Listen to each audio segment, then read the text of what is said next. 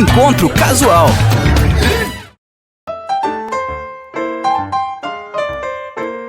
Olá, seja bem-vindo, bem-vinda. Estamos iniciando mais um Encontro Casual aqui na Unijuí FM. Mas antes de eu apresentar o nosso convidado, eu vou pedir para você compartilhar esse vídeo, se inscrever em nosso canal, para levar mais longe histórias como é que a gente vai contar aqui dele, que é cineasta, diretor de cinema, jornalista também e autor do documentário Meu Nome é Daniel. Daniel Gonçalves, seja bem-vindo, tudo bem? Tudo bem, Douglas. Vamos nessa. Vamos nessa. Cara, eu vou começar te perguntando sobre um pouquinho da tua vida, né? Você já tinha... Eu queria que você contasse um pouco da tua história, porque eu acho que ela se mistura um pouco com a tua obra, né?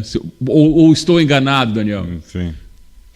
Bom, eu acho que falar do Meu Nome é Daniel é falar um pouco sobre a minha vida, né? Afinal de contas, é um filme autobiográfico. Bom, eu tenho hoje 40 anos, nasci em Barra Mansa, que é uma cidade do interior do estado do Rio. Ali quando eu tinha por volta de uns 6 meses de idade, os meus pais me levaram no médico porque eu tinha alguns problemas gástricos. Não me adaptei muito ao leite materno e tal. E aí foi um desses médicos que falou para os meus pais: olha, eu acho que ele tem alguma coisa, leva ele num neurologista. E nessa época minha mãe disse que eu ainda era meio molinho, não fixava a cabeça direito e tal. E aí eles me levaram a um neurologista, fiz alguns exames na época. O resultado desses exames foram todos inconclusivos, assim. Foi um diagnóstico fechado, mas era meio evidente pelo quadro clínico que existia alguma coisa. Só não sabiam o quê? Só não sabiam exatamente o quê. Ali naquela época não dava para saber também se seria somente uma deficiência na parte física ou também uma deficiência intelectual. Mas o fato é que, pouco tempo depois, com 8, 9 meses, eu já comecei a fazer fisioterapia, terapia ocupacional e fonoaudiologia. E aí foi. Esse início dessa reabilitação foi todo no Rio. Eu ia 2 vezes na semana de Barra Mansa para o Rio, que fica umas 2 horas de viagem de carro. Eu acho que isso na década de 80 era mais tranquilo de fazer. Agora. Se fosse hoje em dia, certamente seria meio inviável fazer isso 2 vezes na semana de carro. Mas o fato é que, enfim, ali de mais ou menos 8 para 9 meses até 5 anos de idade, eu fiz a reabilitação no Rio e faltava aula 2 vezes na semana, e isso não era um problema para a escola. Mas aí quando eu fui para o antigo CA para ser alfabetizado, aí já não daria para ficar faltando tanta aula assim. E aí a gente transferiu as sessões de reabilitação do Rio para Volta Redonda e Barra Mansa, para pessoas que eram conhecidas lá do pessoal da clínica do Rio. A partir de que idade, Daniel, assim, você tem lembrança de iniciar esse tratamento, né? Ter consciência desse tratamento e como é que ele era difícil, enfim, como é que era para ti como criança passar por isso, né? Aí uma coisa muito minha, né? As minhas lembranças são sempre muito positivas. Eu acho que para mim era uma coisa meio lúdica até. Eu me lembro, por exemplo, de em casa com a minha mãe fazer alguns exercícios de fono. Então, para treinar deglutição, ela espirrava Coca-Cola na minha boca com uma seringa.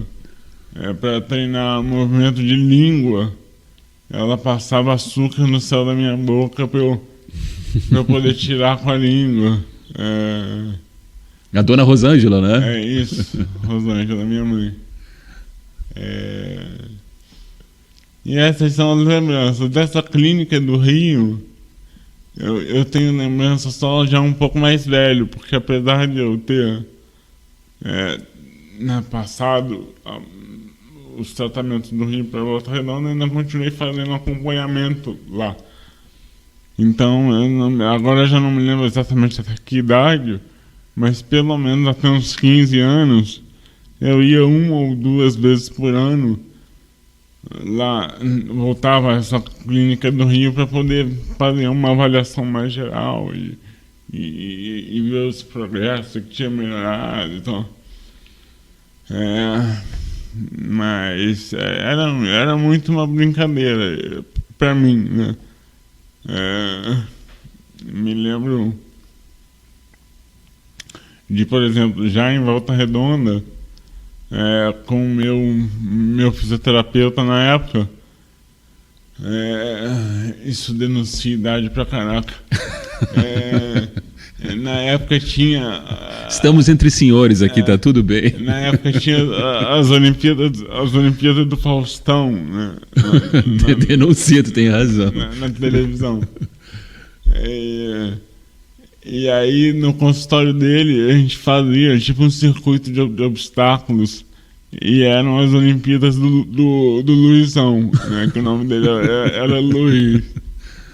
Então foi um pouco assim, sabe? Sempre foi muito como uma brincadeira. Eu gostava. Aquilo não era uma obrigação para mim. Nem muito menos sofrimento, né? Não parecia. Até tinha, né?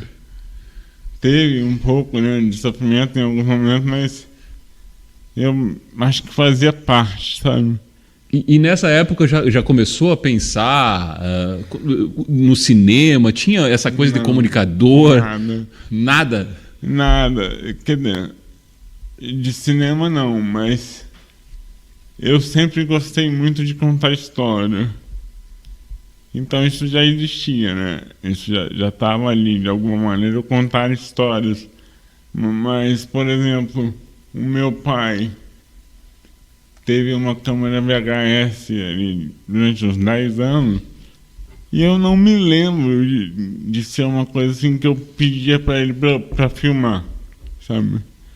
Acho que se isso aconteceu foram momentos muito pontuais, mas não era uma coisa, deixa eu filmar aí porque eu quero fazer isso, mas sempre teve esse lance de contar história, isso teve.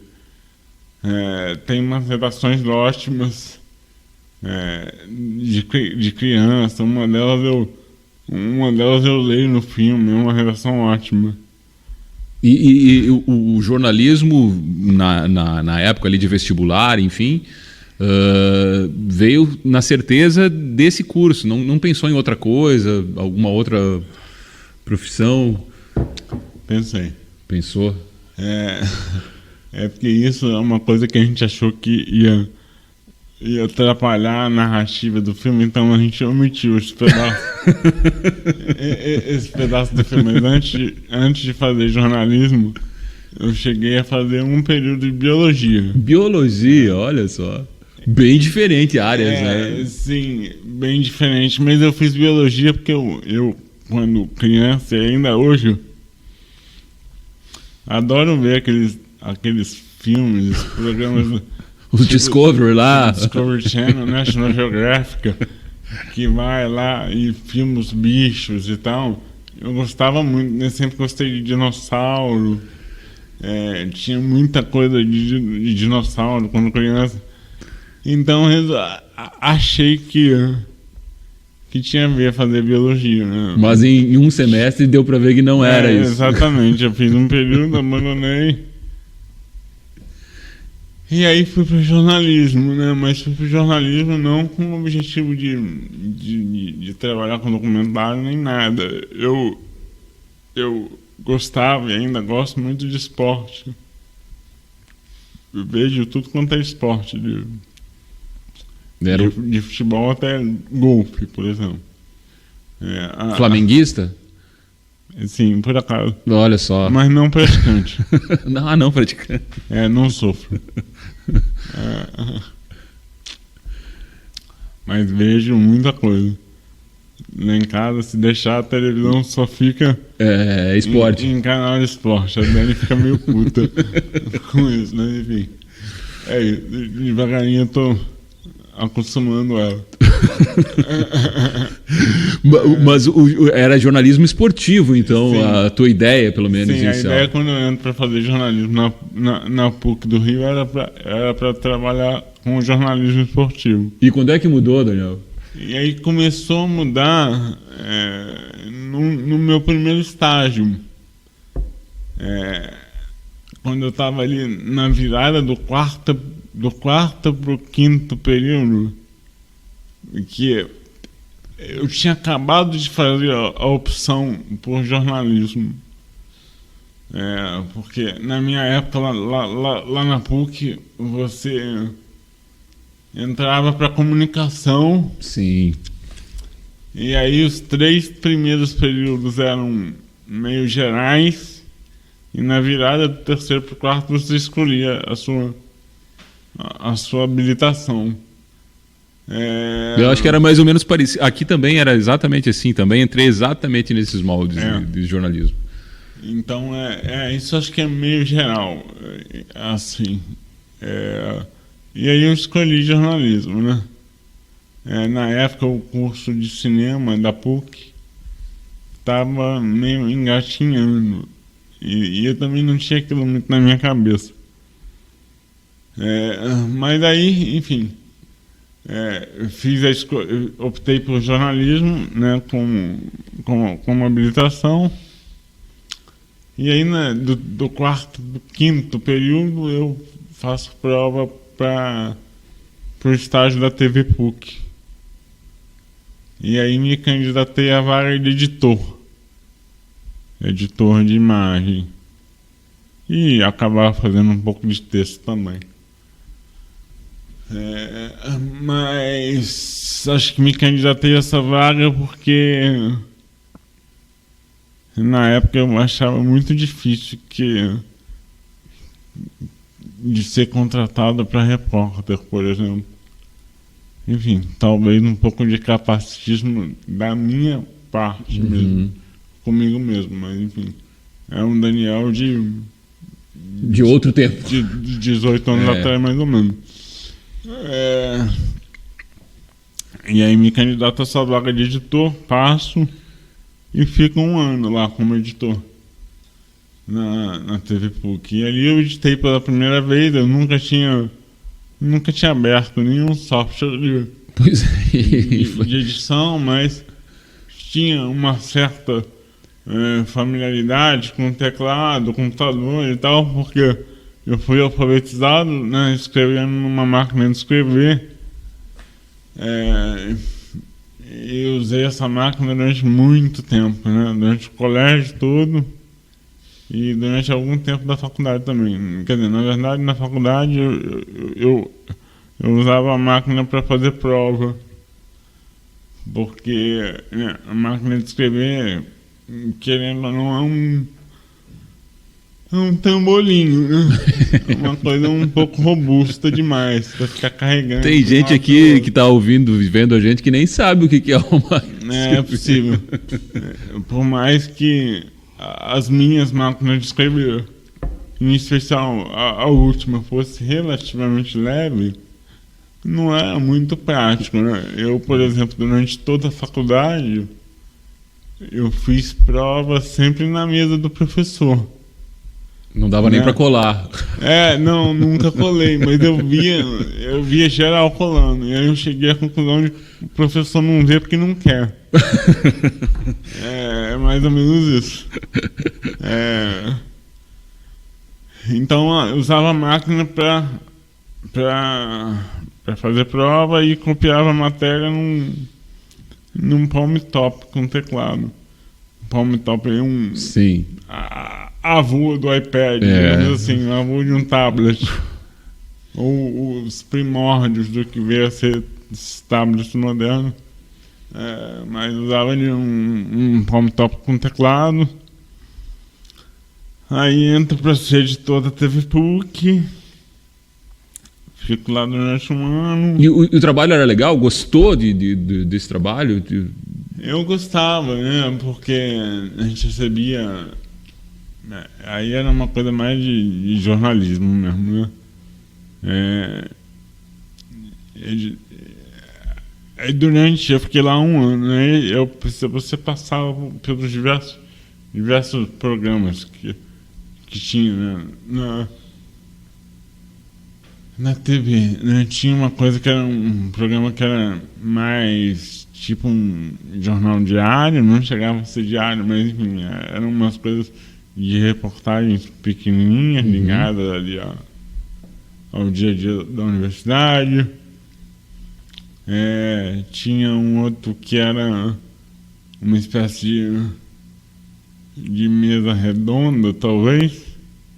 Mesa redonda não, tipo um programa de debate sobre um tema relevante ali do momento. Com convidados. Né? Com 2 ou 3 convidados, um apresentador. E tinha um terceiro que eram uns programas maiores. Uma espécie de Globo Repórter temático ali que durava, sei lá, 20 e poucos minutos. Então, era isso, né? Esses eram os 3 programas que a TV fazia na época e eu passei por todos eles. Cheguei a produzir um desses maiores, de meia hora, temáticos, sobre pessoas com deficiência. Acho que ali foi a primeira vez que eu falei de alguma maneira sobre a minha deficiência. É um programa que, enfim, isso foi em 2006, né? Então tem 18 anos. Tem alguns problemas, claro, mas foi a primeira vez que eu falei sobre um pouco sobre a minha história e que refleti um pouco sobre o que é ter uma deficiência, o que é ser uma pessoa com deficiência. Você revisita esse material, Daniel, ainda hoje? Olha de novo? Eu revisitei quando eu estava fazendo, né? O meu nome é Daniel. Eu fiquei com boa parte desse material, desse programa. As entrevistas que fiz com os meus pais, por exemplo, eu fiquei com elas. E é isso, assim, ali foi o primeiro contato, digamos. Sei lá, o primeiro ensaio para o que veio a ser o meu nome é Daniel. E aí, como eu falei, eu fiquei lá um ano. Aí de lá eu saio para ir para a redação de uma emissora de TV lá no Rio, ainda como estagiário. Fui estagiário da Band durante 6 ou 7 meses. Participei da cobertura do PAN, né, dos Jogos Pan-Americanos do Rio e tal. Para quem queria ser jornalismo esportivo, baita experiência. Queria. E aí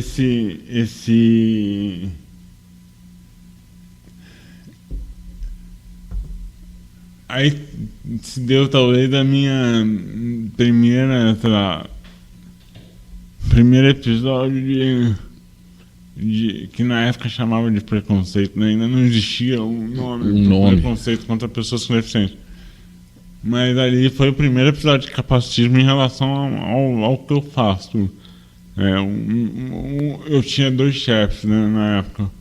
Um deles, enfim, não vale nem a pena falar o nome do mané.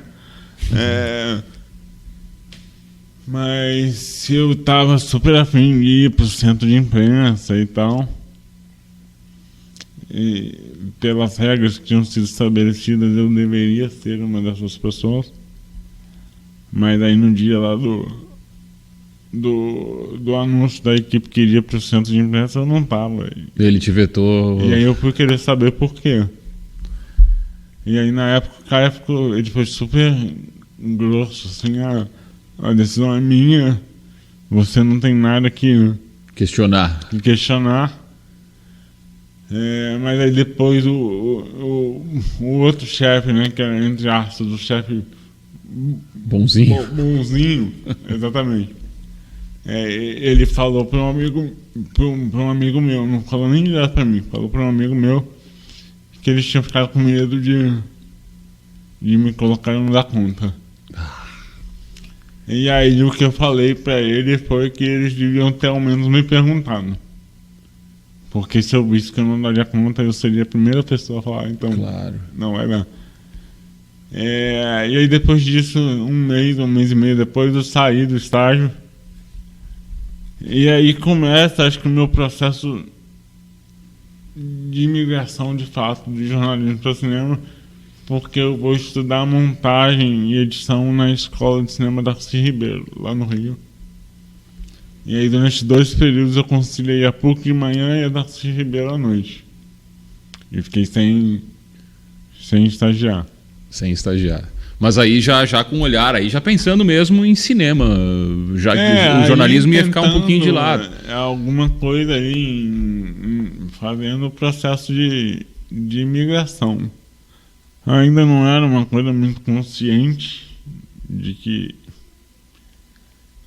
queria trabalhar para sempre com cinema, mas desse estágio também lá na Band ficou muito claro para mim que eu não gostava muito de jornalismo diário, né? De hard news, que é uma coisa que, querendo ou não, em algum momento vira fábrica de salsicha, né?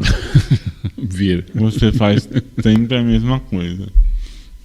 Porque jornalismo diário é isso. Lá no Rio, né? Pelo menos. Não, é geral, eu acho. Buraco na rua, tiroteio, matou alguém foi atropelado, e não foge muito disso. Não, e sem profundidade nenhuma também. Não né? tem profundidade nenhuma, então. Mas aí ainda assim, né, eu me formo na PUC no meio de 2008, no final de 2008 eu termino esse curso de montagem, mas aí em 2009 eu entro para a Globo para trabalhar com jornalismo diário. Eu fui editor do RJ1, que é o jornal do meio-dia, durante 3 anos trabalhando, 3 anos e meio contratado. Enquanto estava lá na Globo, eu fiz outros 2 cursos na área de cinema, uma especialização em produção executiva para cinema e TV e uma pós-graduação em cinema documentário. E ali, acho que 2011 para 2012, eu e 2 amigos da época da PUC começamos a nos reunir para planejar a criação, a fundação de uma produtora. E aí a gente conversou durante um ano e meio, até que no meio de 2012 eu pedi uma licença sem remuneração da Globo de 6 meses para começar a ver como é que ia ser isso de ter uma produtora. No final, né, aí durante esses 6 meses a gente fez alguns trabalhos ainda sem ter um CNPJ, mas aí abrimos a empresa ali no final de 2012, a empresa acho que esse ano faz 12 anos de fundação. E aí quando eu deveria voltar no início de 2013 eu pedi demissão e fiquei. E aí, enfim, aí vieram os documentários, vieram alguns programas, algumas séries para TV, curtas e tal. E até chegar no Meu Nome é Daniel, que é de 2018. dia 13 de junho agora, que acabou de passar, foi o aniversário de 6 anos da primeira exibição do filme no Olhar de Cinema, que é um festival em Curitiba, até chegar no ano passado na estreia do segundo longa, o Acessibilidade. Pois é. Vamos falar mais dessa história, Daniel, no segundo bloco, porque agora chegou a parte mais difícil do programa, que é a escolha musical. O que a gente ouve? O que o Daniel Gonçalves vai trazer pra gente aqui no Encontro Casual, as 2 primeiras do programa? Eu fiquei muito pensando nisso, né? Desde que falaram que eu ia ter que escolher músicas para serem tocadas aqui. E eu não fiz uma seleção assim de coisas que eu ouço hoje em dia. Eu fiz uma seleção de músicas que de alguma maneira me marcaram durante a minha vida. E aí as 2 primeiras são uma influência direta do meu pai, que é Twist and Shout dos Beatles. Opa, olha aí, ó. E a outra, uma coisa bem da adolescência, que é Carrossel de Emoções do Claudinho Bochecha. Muito bem, Daniel Gonçalves, nosso convidado. Começamos bem o programa aqui. A gente vai fazer um lanchinho, gentileza da Sabor da Praça, com apoio também de Casas Elisa, Móveis Casas Elisa, e também com apoio do Laboratório de Comunicação da Unijuí. Já voltamos com mais Encontro Casual, bate-papo aqui com o Daniel Gonçalves. Muito bem, vamos seguindo a conversa aqui no Encontro Casual da Unijuí FM, hoje recebendo o jornalista, diretor de cinema, cineasta Daniel Gonçalves, que esteve aqui na Unijuí justamente falando do documentário O Meu Nome é Daniel. Daniel, antes da gente chegar no documentário, nesse multipremiado, queria que você falasse do primeiro, né? O Tem Bala Aí. Como é que surgiu a ideia? Você já com a produtora, com os amigos, pensou, vou contar um pouco dessa experiência, que é numa festa rave, né? Isso. Na verdade, o Tem Bala Aí vem bem antes da produtora. O Tem Bala Aí foi o meu projeto de conclusão de curso da PUC. E eu comecei a fazer ele ali em meados de 2007, talvez. E eu cheguei a gravar uma ou 2 festas. E aí, em uma dessas festas, teve uma pessoa que morreu. De overdose lá, de êxtase e tal. E aí ficou bem difícil de filmar, né? Porque naquela época não tinha facilidade de telefone e tal. Sim. Então eram só câmeras maiores e tal, então aí chamava atenção para burro, né? Chamava mais atenção e tal. Então a gente ficou uns 6 meses sem conseguir autorização para gravar em nenhuma festa. E aí eu acho que teve uma coisa boa dessa pausa, que foi eu ter começado o curso de montagem, né, na Darcy Ribeiro. Porque aí, de conversas com professores e tal, um deles, que é um grande diretor brasileiro, Walter Lima Jr. Nossa! Eu devo ter comentado com ele do filme e comentado de uma coisa que acontecia muito, né? Que eu quando estava nessas festas, muita gente me olhava e, ao invés de associar os meus movimentos, entre aspas, fora do padrão, a deficiência, achavam que eu estava muito doido, assim, tipo, muito drogado. Que coisa. E aí o Walter Lima falou, eu acho que você devia se colocar no filme para contar isso, sabe? E aí eu fiz isso. E esse talvez seja o grande problema do filme, vendo ele, né, em retrospectiva. Ele não é nem o Globo Repórter que eu queria fazer quando eu comecei, e nem o filme pessoal que o Walter Lima sugeriu que eu fizesse. Ficou no meio do caminho. Ele é um meio termo ali, ele é um híbrido entre essas duas coisas. E por mais que seja por mais que eu tenha consciência de que era o melhor filme que eu poderia ter feito naquela época, ele é bem problemático hoje em dia. E não só por isso, né? Não só por ele não ser nem o Globo Repórter, nem esse filme pessoal.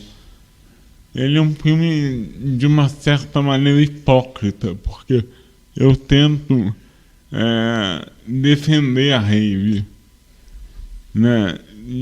Dizendo que não é só droga, mas era, sabe?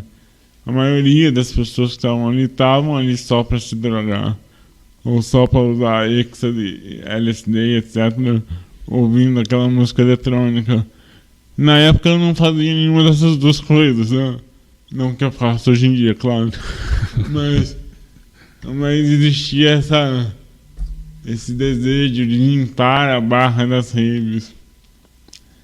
Hipocrisia. Ainda, né, gostava muito de ir nas festas.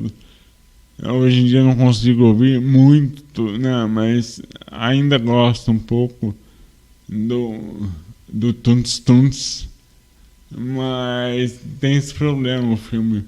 E faria de novo uma nova investida com o olhar do Daniel de agora para... Isso aparece um pouco no Meu Nome é Daniel. Eu revisito uma parte desse material do Tembalaí no Meu Nome é Daniel. E aí faço já uma reflexão bem mais realista, sabe, em relação a isso, né? Bem mais verdadeiro, eu acho, né? As imagens são as mesmas, mas a abordagem do Meu Nome é Daniel é mais realista mesmo. Realista.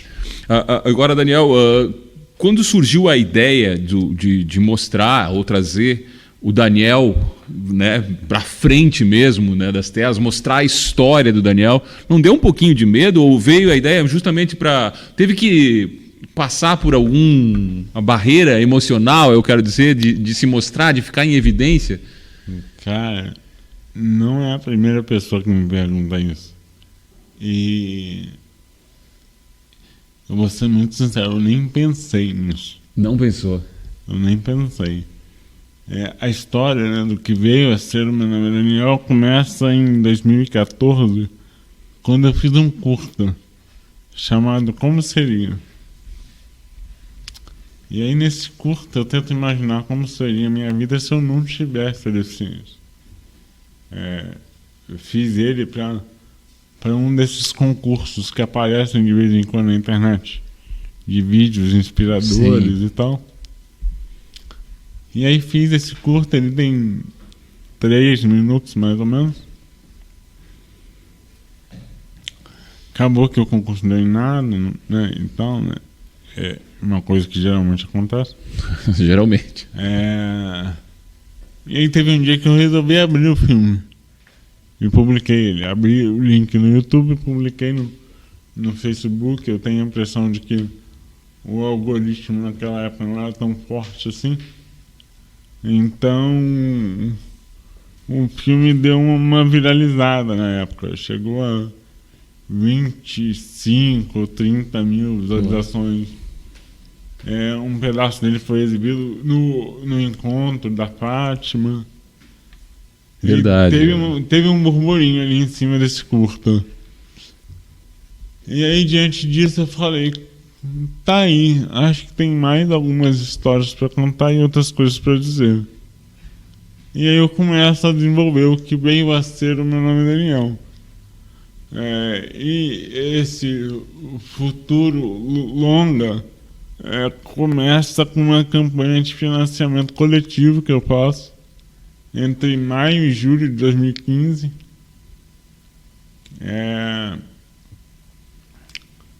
Daí eu faço essa campanha para ter uma grana para começar a fazer coisas do filme e também para fazer o projeto aparecer de alguma maneira.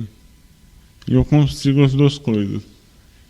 Ao final desses 2 meses eu bati a meta e também o projeto apareceu, né? Teve matéria em alguns sites, saiu nota no Globo Online e tal.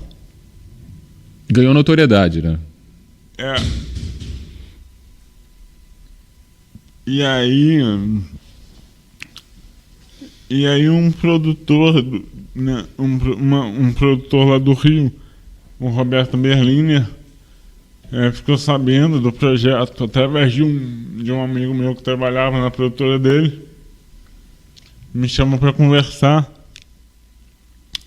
E dessa conversa a TV Zero, que é a produtora do Roberto, entrou como coprodutora do Meu Nome é Daniel, junto com a minha produtora, junto com a Seu Filme.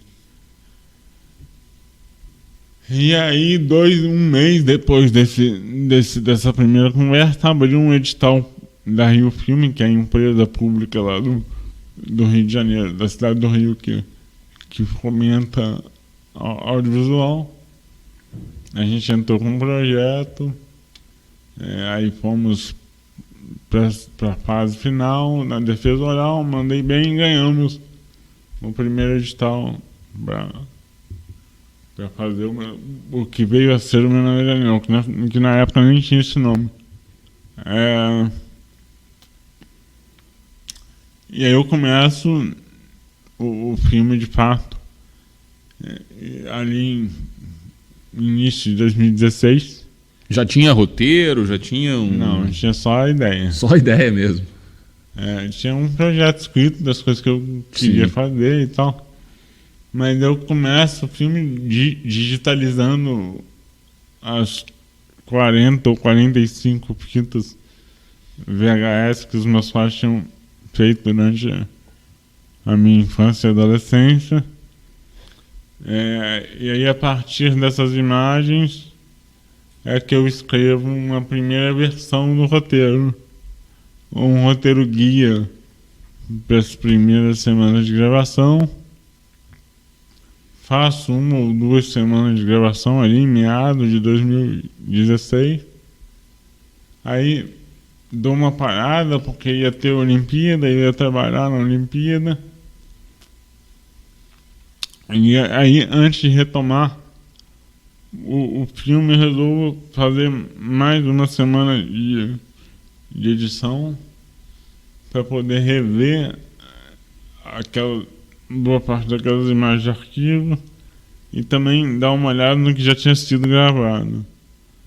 E dessa semana de edição, eu tomei talvez a decisão mais importante do filme todo, que foi a de eu mesmo ir para casa dos meus pais, filmar lá com eles sozinho, sem equipe.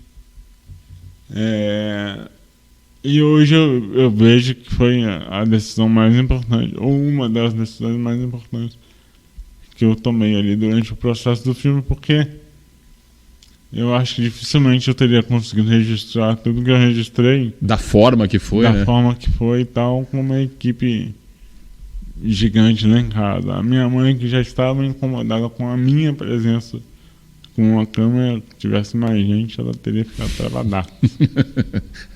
Não tem essa veia da comunicação. Não, até tem, eu acho. Minha mãe fala bem e tal, mas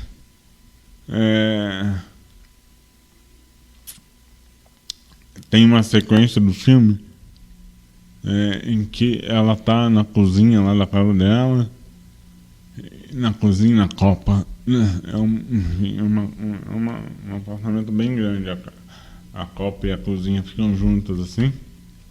E aí ela tá arrumando lanche, assim. E aí eu chego com a câmera, assim, meio de surpresa.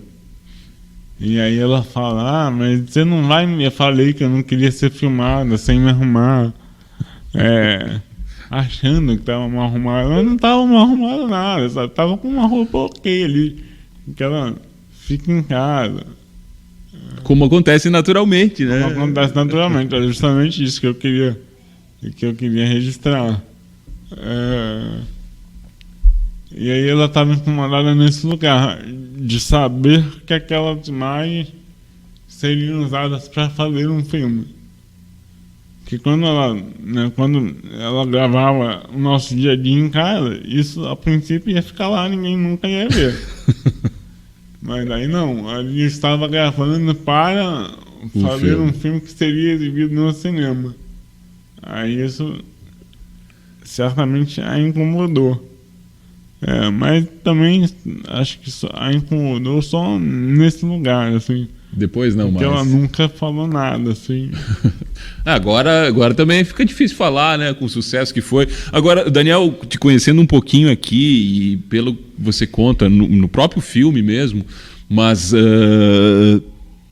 tem sempre um lado aí que a família te blindou de de uma ausência de coitadismo, ou isso aparece nitidamente, né, no Daniel, no Meu Nome é Daniel, com a frase que eu achei, com perdão aqui numa rádio educativa, do caralho, né? Porque é isso que você diz lá. Eu queria que você contasse essa história que está no filme e que é engraçada, porque retrata também esse lado, né, da total ausência, e eu acho que vem da tua família essa parte, né, de um não vitimismo com qualquer doença ou qualquer coisa. Sim, certamente veio deles. Os meus pais nunca me esconderam, por exemplo, eu sempre estava nos lugares. E essa sequência do filme em que eu falo coitadinho ao caralho, que é uma frase que está aqui nessa pulseira, tá escrito tadinho ao caralho nessa pulseira. Eu tenho um bottom que também está escrito tadinho ao caralho na minha mochila que foi lá embaixo. Eu tenho um boné tadinho ao caralho que eu uso de vez em quando. Podia ter trazido um aí, eu ia querer também. Enfim, não me atentei para isso. E a história é a seguinte: eu devia ter uns 10 anos. Eu estava andando pela varanda do clube, no clube do condomínio onde a minha família passava férias em Angra, lá no sul do estado do Rio. E aí, andando por essa varanda, um casal que estava sentado assim numa mesinha da varanda, eles olham pra mim e um comenta com o outro baixo, assim, né? Tipo, coitadinho dele. E eu escutei. E aí, sem parar de andar, eu olho pra trás. Sem parar de andar, eu olhei pra trás, assim, e falei, coitadinho ao caralho. E segui meu rumo. E aí, tempo depois, né? Depois de alguns metros, eu olhei pra trás, estavam os dois assim, incrédulos, de que... Pena que não tem uma foto, isso seria muito bom. De que eles tinham recebido aquela resposta. E aí no filme eu falo que malcriação de vez em quando é necessário, sabe? E nesse caso não tem resposta melhor. Coitadinho é o caralho, sabe? E é verdade. É verdade, é a pura verdade. Agora, você acha que, agora olhando de fora, e a partir do filme também, que falta um pouquinho disso, da sociedade parar de olhar com esse olhar? Evoluímos desde o documentário, Daniel, assim, estamos num processo de evolução com esse olhar de, coitadinho, de vitimismo, enfim. Eu acho que, certamente tem melhorado, né, ao longo dos anos. Uma geração antes da minha, ou até algumas pessoas da minha geração, ficaram em casa. Verdade. As pessoas não estavam aí na rua. Hoje em dia ainda é difícil, né? Eu morei durante muito tempo lá no Rio, perto do Instituto Benjamin Constant, que é um instituto de educação de cegos. E eu via muito poucas pessoas cegas na rua. Mesmo morando perto de uma escola para cegos. Eu trabalhei durante muito tempo, né? Quando eu falei que eu trabalhei na Globo, no jornalismo da Globo, no Jardim Botânico. E no Jardim Botânico tem um centro de reabilitação bem grande, que é a BBR. E ainda assim via poucas pessoas com deficiência andando na rua. E eu acho que, assim, a importância do Meu Nome é Daniel e de outros filmes que são feitos por diretores, roteiristas que têm uma deficiência, é que quando a gente conta as nossas próprias histórias, a gente consegue fugir dos dois estereótipos em que a gente dos dois lugares que a gente geralmente é colocado, que é ou o coitadinho ou o cara que superou tudo, a alta superação, super-herói. E eu tenho pra mim que não é nenhum desses dois lugares, sabe? Não é nem o coitadinho, nem o super-herói. Sou eu, com os meus defeitos. Eu também tenho vontade de não sair de casa alguns dias. Eu fico bravo, eu fico puto. Eu tenho vontade de mandar as pessoas a merda. E é isso, seres humanos como qualquer outros. Quem não tem, né? O que não pode acontecer é vocês, eu falo vocês, pessoas sem deficiência, usarem a minha condição para tirar vocês da merda. Acho que esse é o... Porque tudo que está por trás, né, desse discurso da superação, desse discurso você olha como qual vai ser a sua desculpa para não sair de casa hoje, e aí qual vai ser a sua desculpa tá do lado de uma imagem de uma pessoa sem perna andando de bicicleta, por exemplo. O perigo disso tem um nome.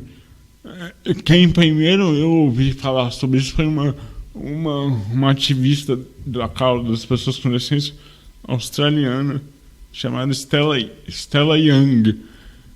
Ela tem um TED, né, uma palestra num TED na Austrália que deve ter uns 8 anos, em que ela chama esse tipo de imagem de pornô de inspiração. Inspirational porn em inglês. E é muito isso, assim, né? Às vezes as pessoas chegam e falam: parabéns por você estar andando na rua. Essa eu já escutei. Daniel, toda vez que eu tô meio triste com a vida, eu lembro de você. E o cara falou isso na melhor das intenções na cabeça dele. Ele nem percebe, né? Nem percebe que o que tá por trás é aquilo. Olha como... Eu não posso reclamar. Olha como seria pior se eu tivesse uma deficiência. Então é isso. A nossa condição não pode ser usada para tirar as pessoas sem deficiência do buraco. Para tirar vocês da merda. Não pode. É muito ruim isso. E que possamos aprender isso que você disse. Daniel, vamos ouvir mais música aqui? Mais 2 para a gente seguir aqui o programa. Sim, peraí. Deixa eu abrir a lista. Agora, uma também na minha adolescência, Barbie Girl. Barbie Girl. Do Aqua.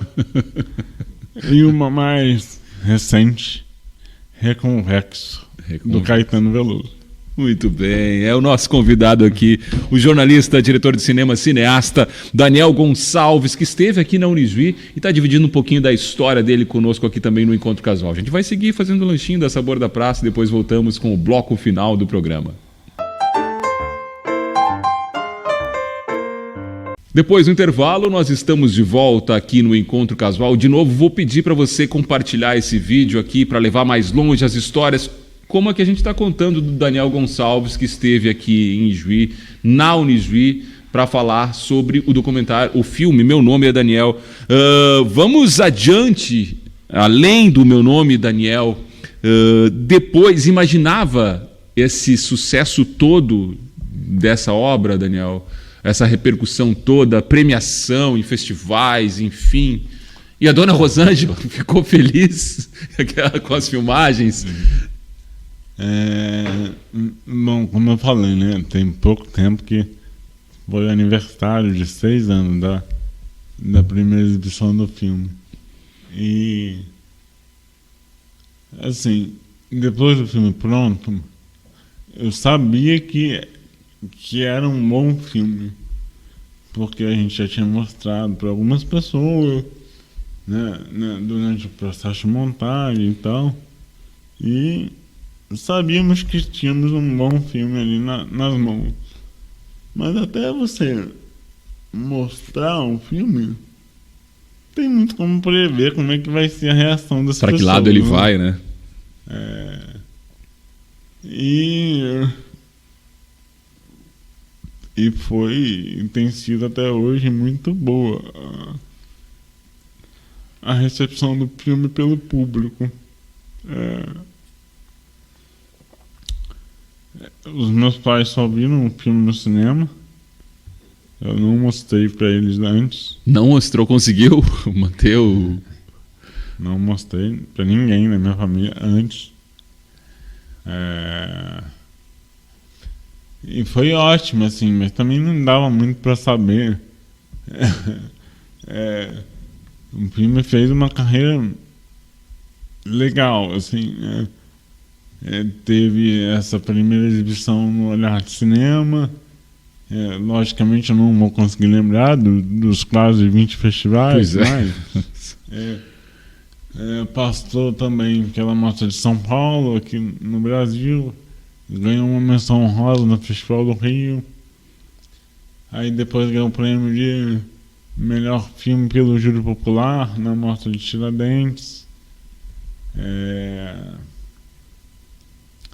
Fora do país, foi exibido no IDFA, que é o maior festival de documentários do mundo, em Amsterdã, que foi a primeira exibição internacional do filme. Depois passou por festivais na Alemanha, na Argentina, nos Estados Unidos, ganhou um prêmio em Cartagena, que qualificou o filme para o Oscar de 2020.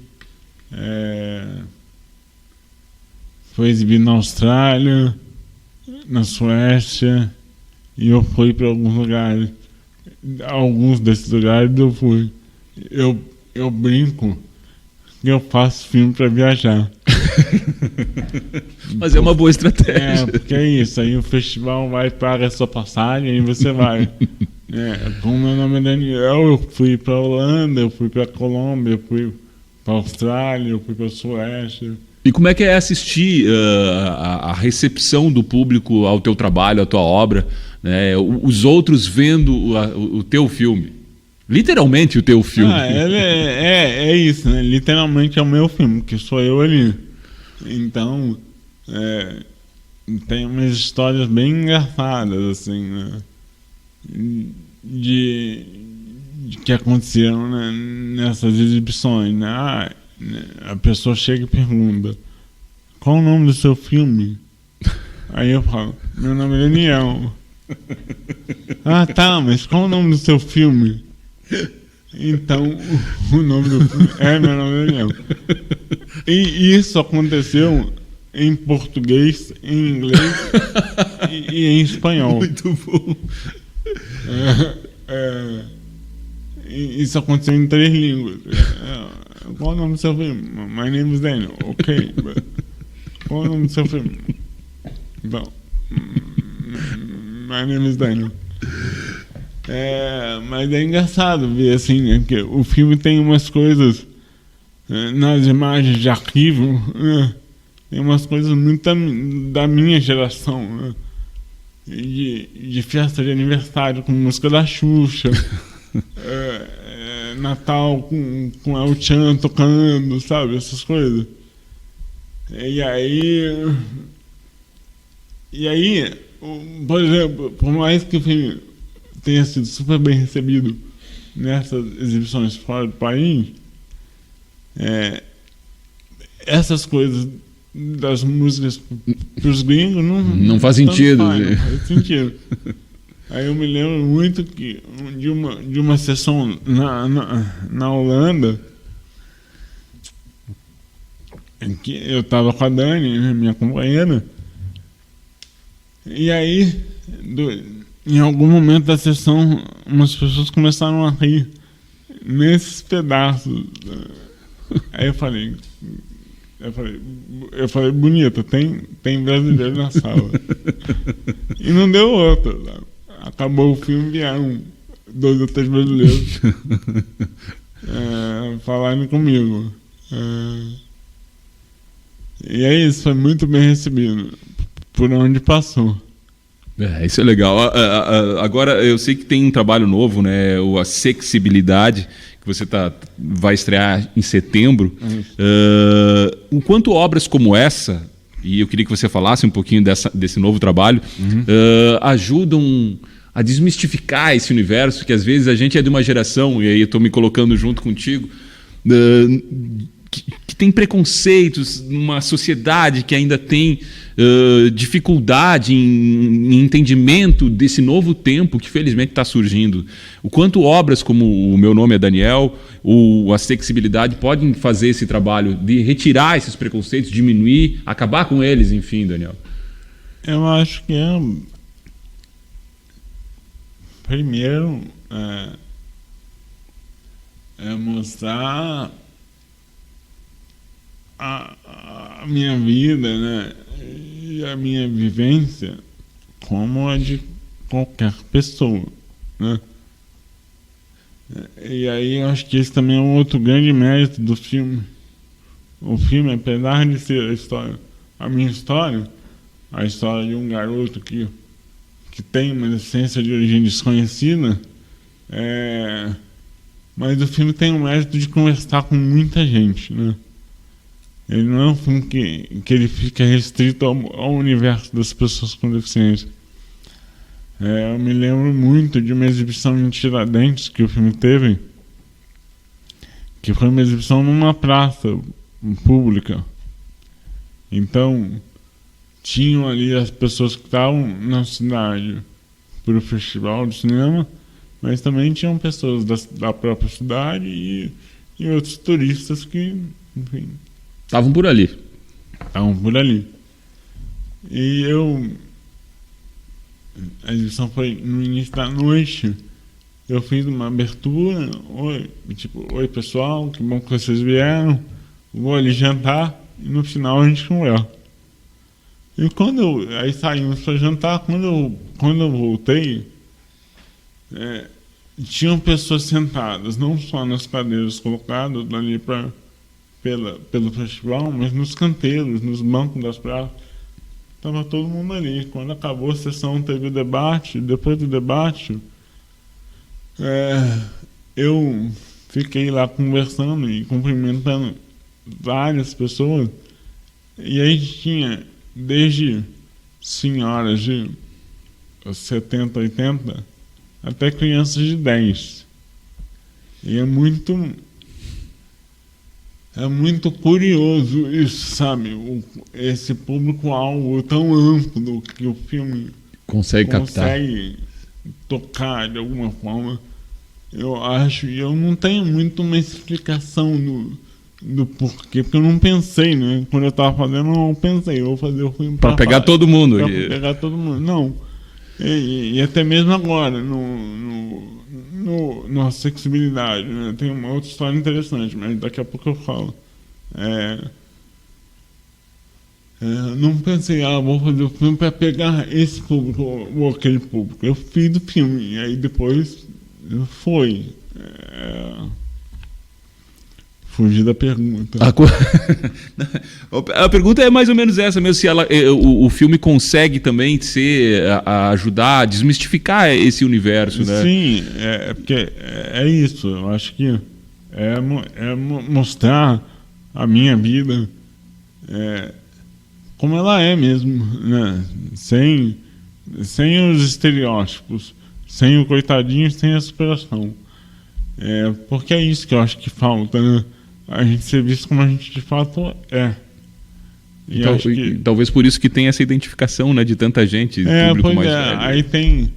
Aí sei lá, né, tem as crianças que de alguma maneira gostam ali de ver as minhas imagens, criança, tem as pessoas que cresceram mais ou menos na minha época que se identificam com as imagens em VHS e com aquelas músicas e tal. Tem uma história familiar bonita, né, que acho que acaba tocando outras pessoas. Acho que é um conjunto de coisas. Mas acho que o mais importante é justamente isso, é mostrar que a minha deficiência, ela não me define. Ela é só mais uma das minhas características. Acho que é isso. Como todo mundo tem, né? Exato. Vamos falar de acessibilidade, Daniel, que é um novo trabalho. Do que trata, como é que surgiu a ideia? Bom, a Acessibilidade é um filme sobre sexualidade e pessoas com deficiência. E a ideia dele surgiu durante a montagem do Meu Nome é Daniel. No Meu Nome é Daniel tem uma sequência em que eu falo um pouco sobre as minhas primeiras experiências afetivas e sexuais. E aí, durante as conversas que eu tive com o Vinícius Nascimento, que montou o filme comigo, a gente teve a ideia de fazer um filme só sobre isso. Então, o filme começa ali... A ideia do filme começa ali em meados de 2017. E em 2018 a gente faz uma primeira fase de gravações. Faço 2 ou 3 entrevistas no Rio, em São Paulo.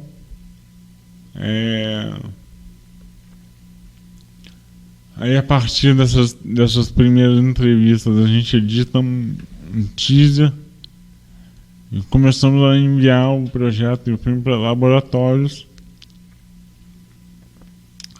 E do primeiro desses laboratórios surge o interesse da Globo News, da Globo Filmes, no filme. Negociamos aí durante mais ou menos um ano. E aí no final de 2019 a Globo fala: vamos entrar no projeto como produtores e patrocinadores. Aí assinamos o contrato em janeiro de 2020. Em março, pandemia. Aí parou tudo, ficou meio ali em banho-maria e tal. Retomei o projeto ali meio do ano de 2021. As coisas já estavam começando a querer voltar. A Rio Filme, lá no Rio, depois de 6 anos, 5, 6 anos, abre o edital de novo. A gente coloca o projeto, ganhamos esse edital da Rio Filme. E aí no início de 2022 voltamos a trabalhar no filme de fato. Aí o primeiro movimento foi ir para a ilha de edição, ver essas entrevistas que eu já tinha feito, para poder entender o que faltava, o que não faltava. Já sabia que faltava alguma coisa, porque a gente não tinha conseguido dar conta de todos os tipos de deficiência que eu achei que deveriam estar no filme.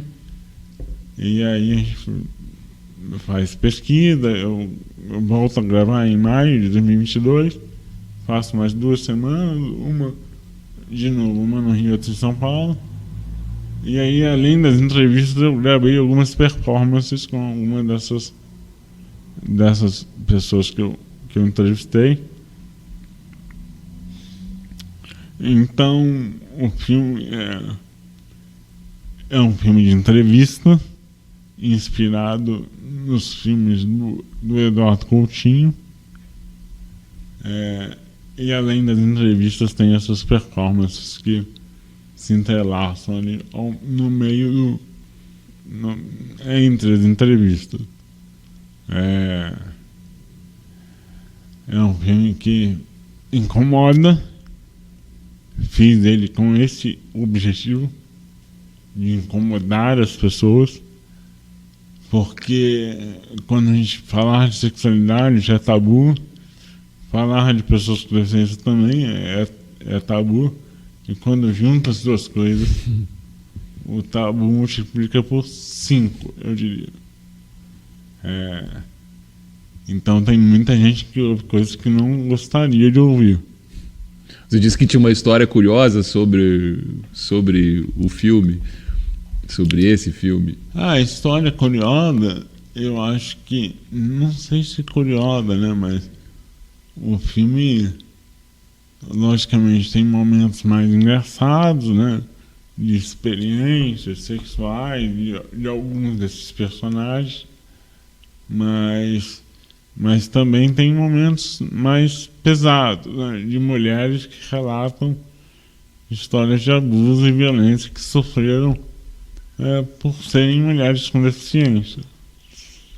Mulheres com deficiência sofrem muito abuso e violência sexual e a gente simplesmente não fala disso. Então, esse é até um dos objetivos do filme. O filme tem uma campanha de impacto, que é uma campanha que é justamente para poder levar o filme e a mensagem dele para o maior número de lugares fora da sala de cinema. É justamente para falar sobre direitos e saúde sexual de pessoas com deficiência. Tem uma mulher, uma personagem do filme que conta que foi pela primeira vez ao ginecologista quando tinha quase 40 anos. Nossa. Tem o Pedro, que é um cara que tem síndrome de Down, que ele diz que na época que a gente gravou, ele já tinha tido várias namoradas, mas ele ainda era virgem porque simplesmente os pais não deixavam ele e as parceiras ficarem sozinhos para transarem, né? Então é um pouco disso, e é isso, né? Esse tipo de discurso incomoda. Esse tipo de fala incomoda. Mas é preciso falar, né? Porque escancara uma realidade que pouca gente quer saber, né? O filme estreia, vai estar também no Globoplay, que nem o Meu Nome é Daniel, ou os cinemas só? Sim, o filme estreia nos cinemas, mas não sei precisar quando ainda. Em algum momento, depois dessa estreia, que vai ser em setembro, ele vai para o Globoplay. Muito bem. Daniel, tem um quadro chamado Existencial que a gente tem aqui no programa. Vamos fazer? Vamos. Primeira pergunta é: qual é o maior sonho atual do Daniel Gonçalves? Continuar fazendo filmes, continuar fazendo projeto, continuar contando história. A coisa mais bonita que o Daniel Gonçalves já viveu? É uma boa pergunta, mas acho que eu gosto muito do meu encontro com a Dani, minha companheira. Acho que foi um encontro muito bonito para nós dois. E continua sendo, né? 8 anos depois. 8 anos depois. A coisa mais triste que o Daniel Gonçalves já viveu? Acho que é a perda de pessoas próximas, a perda de um tio, a perda da minha avó. Acho que é isso. O que é a morte para Daniel Gonçalves? A morte é uma coisa que todo mundo sabe que vai acontecer, mas ninguém pensa sobre isso. E para finalizar, o que é a vida para o Daniel Gonçalves? A vida é esse negócio muito doido que a gente está aqui, né?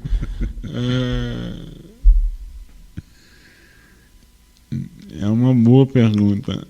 Mas acho que é isso, estar aqui é poder fazer coisas que de alguma maneira vão contribuir para deixar esse lugar aqui um pouquinho melhor. É isso aí. Daniel, assim como tenho certeza que você contribuiu aqui para o nosso programa ficar melhor, contando um pouco da tua história. E essa é a melhor parte desse programa, é ouvir histórias diferentes que ajudam a contribuir para deixar o mundo um pouco melhor, como eu tenho certeza que a tua obra e a tua entrevista aqui, a tua conversa aqui fez com a gente. Então, muito obrigado. Agradecer ao professor Michael Vermut, que possibilitou esse encontro casual aqui, fez essa ponte entre nós para a gente bater esse papo. Dito isso, além do agradecimento, pedir que a gente termina ouvindo, o que a gente ouve agora na finaleira do Encontro Casual. Outras duas também são bem diferentes. Enjoy the Silence, do Depeche Mode, e a Anunciação, do Alceu Valença. Na bruma leve das paixões que vem o vento, é isso aí. Daniel Gonçalves, nosso convidado aqui do Encontro Casual. Muito obrigado mais uma vez, Daniel, por ter estado com a gente aqui no programa. Obrigado a vocês, até a próxima. Assim a gente finaliza o Encontro Casual de hoje, desse final de semana. Até o próximo com mais um programa.